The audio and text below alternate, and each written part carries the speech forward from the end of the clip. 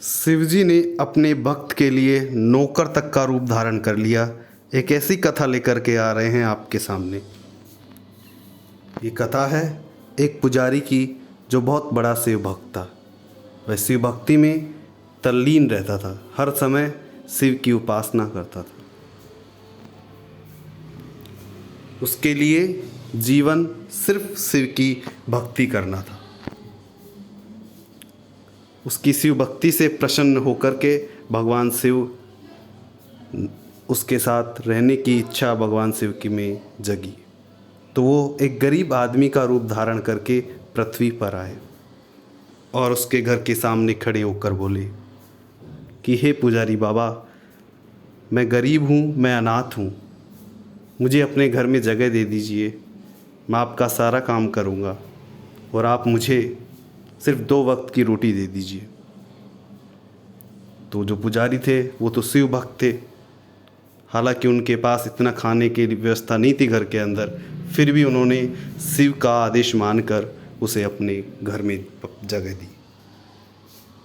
एक दिन वो दोनों रास्ते में जा रहे थे और उस पुजारी को प्यास लगी क्योंकि गर्मी के दिन थे।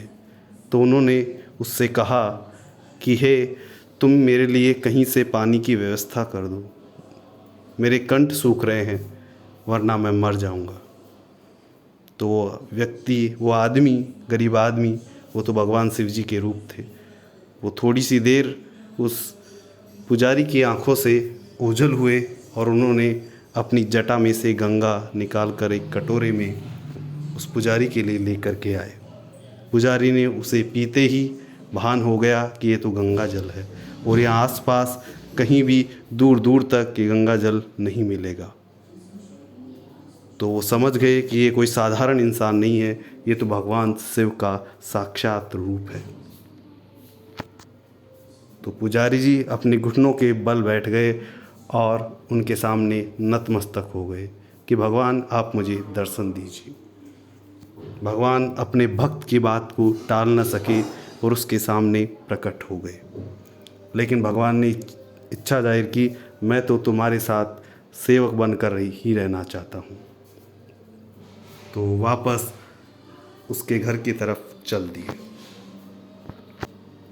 वहाँ पर उनसे कुछ ऐसे ही बहुत दिनों बाद जो नौकर बनने थे भगवान शिव, उस नौकर के रूप में उनसे कुछ गलती हो गई।